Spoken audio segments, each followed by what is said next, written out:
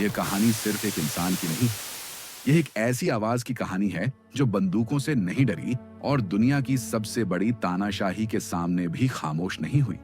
यह कहानी एक ऐसे इंसान के बारे में है जिसने अपना देश खोना स्वीकार किया, लेकिन अपनी आवाज कभी नहीं खोई। सोचिए, एक ऐसा लीडर जो अपने देश को टूटते हुए देख रहा था, जो खुद एग्जाइल में चला गया लेकिन कभी बदले की राह नहीं चुनी, जो दुनिया के सामने सिर्फ एक शब्द लेकर खड़ा रहा, कंपैशन। एक ऐसा इंसान जिसे दुनिया के हर कोने में शांति का प्रतीक माना जाता है, लेकिन उसका अपना राष्ट्र, उसकी मिट्टी, उसके अपने लोग उससे छीन लिए गए।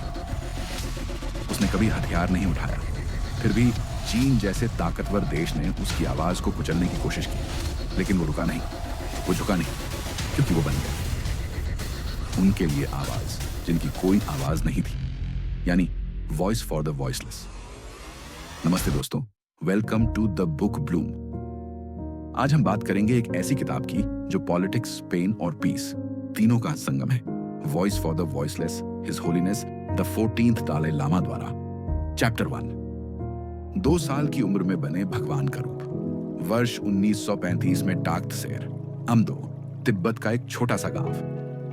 यहीं जन्म हुआ एक साधारण से परिवार में एक शांत और मासूम बच्चे का। नाम था ल्हामो थोंडुप।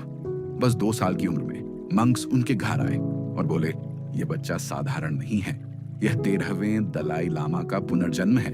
यह है 14वें Dalai Lama, the reincarnation of the great Thubten Gyatso. सोचिए, जब हम खिलौनों से खेलते थे, वो एक पूरी सभ्यता के स्पिरिचुअल गुरु बनाए जा रहे थे।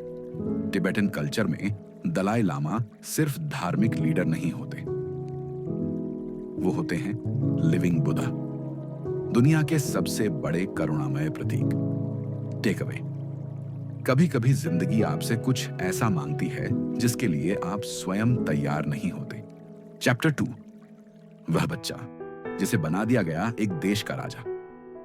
4 साल की उम्र में ल्हामो थोंडुप का नाम बदल गया। अब वह थे तेंजिन ग्यात्सो, द 14वें दलाई लामा। उनकी ताजपोशी हुई, पूरे तिब्बत में त्योहार सा माहौल था।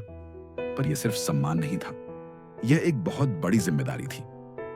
उनकी शिक्षा शुरू हुई, दर्शन, बौद्ध ग्रंथ, ध्यान, राजनीति और सबसे बड़ी चीज दयालुता, यानी कंपैशन। जब वो अभी भी ज्ञान सीख रहे थे, इतिहास उनके देश के द्वार पर अंधकार लेकर दस्तक दे रहा था। चैप्टर 3, जब 15 साल की उम्र में देश जल रहा था। 1950 में दलाई लामा सिर्फ 15 साल के थे। तभी चाइनीज आर्मी ने तिब्बत के ऊपर मार्च करना शुरू किया। हजारों सैनिक, टैंक और साथ में एक मैसेज, तिब्बत चीन का हिस्सा है। दलाई लामा के लिए यह सिर्फ एक अटैक नहीं था, यह उनकी जनता के धर्म, संस्कृति और आइडेंटिटी पर हमला था। और उसी वक्त एक ही रात में दलाई लामा बन गए अपने देश के पॉलिटिकल और स्पिरिचुअल लीडर। दलाई लामा ने उस समय कहा था, मैं कोई प्रशिक्षण, कोई अनुभव नहीं था, just my people's pain and their faith in me. उन्होंने अपनी उम्र से कहीं ज्यादा म्यूरिटी दिखाई, बीजिंग के साथ शांति वार्ता की, हर तरफ डिप्लोमेसी की कोशिश की, पर चाइना सुनने को तैयार नहीं था। और तब सबसे बड़ा डर सच्चाई बन गया। चैप्टर 4, जब रात के अंधेरे में देश छोड़ना पड़ा। मार्च 1959, ल्हासा में प्रोटेस्ट्स भड़क उठे। हजारों लोग सड़कों पर आ गए चीनी टैंक्स के सामने। दलाई लामा की जान खतरे में थी।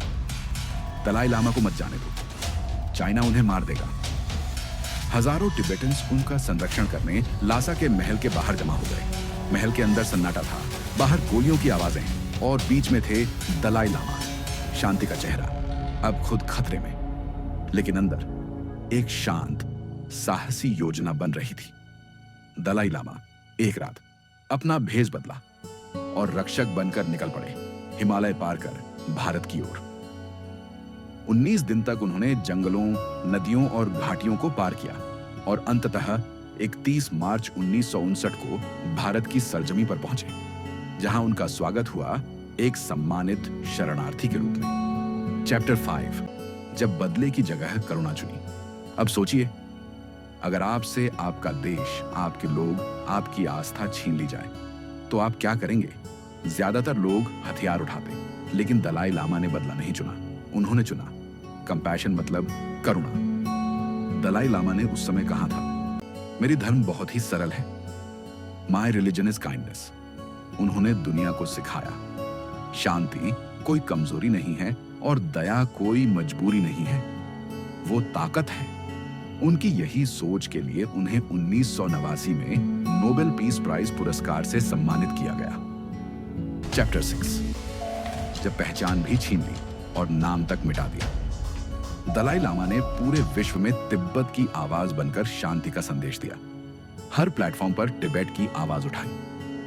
लेकिन चाइना ने पलटवार करते हुए कुछ ऐसा किया जो शायद आज भी दुनिया के लिए एक वार्निंग है। उनका नाम तक चाइनीज सर्च इंजन से हटा दिया गया।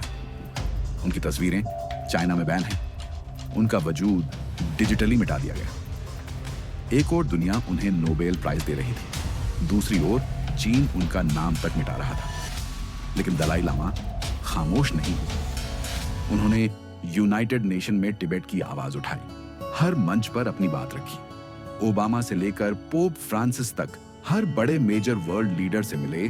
वो हर यूथ कॉन्फ्रेंस, यूएन समिट और स्पिरिचुअल मंच पे बोले, मैंने अपना देश खो दिया है लेकिन अपनी आवाज कभी नहीं। टेक अवे, सच्चाई बोलने के लिए आवाज की नहीं, नियत की जरूरत होती है। 7वां अध्याय, आज की पीढ़ी के लिए संदेश। दलाई लामा कहते हैं, इस दुनिया को और सफल लोगों की जरूरत नहीं है। It needs more kind people, more listeners, more peaceful warriors. यह किताब एक दस्तावेज है उन सभी लोगों के लिए जिनकी आवाज दबा दी जाती है। विमेन, रेफ्यूजीज, माइनॉरिटीज और वे सभी जिनकी सुनवाई नहीं होती। आज के युग में जहां सब भाग रहे हैं, यह किताब सिखाती है, सुनो बोलने से पहले, समझो लड़ने से पहले, सहन करो टूटने से पहले। उनका अंतिम संदेश सीधा और शक्तिशाली है। जिंदगी में स्टेटस नहीं, शांति ढूंढो। समाज को बदलो, अहंकार से नहीं, सहानुभूति से। और सबसे जरूरी, कभी किसी की आवाज मत दबाओ। फाइनल रिफ्लेक्शन, एक आवाज जो कभी खामोश नहीं हुई। दलाई लामा की यात्रा एक रिमाइंडर है, जब दुनिया डर दिखाए तो साहस से जवाब दो, हिंसा से नहीं। जब दुनिया चुप कराए तो आवाज बनो, खुद के लिए और उन सब के लिए जिनकी कोई सुनवाई नहीं होती। क्योंकि जब एक इंसान बोलता है, वो अपनी कहानी कहता है। लेकिन जब आप आवाज बनते हैं तो आप पूरी इंसानियत की कहानी लिखते हैं। और अब सवाल है, क्या आप सिर्फ श्रोता बनेंगे या आवाज? कमेंट में बताइए, आप किसके लिए आवाज बनना चाहते हैं। अगर इस वीडियो ने आपके दिल को छुआ तो लाइक और सब्सक्राइब करना ना भूलें द बुक ब्लूम को। हर हफ्ते एक नई किताब, एक नई सोच।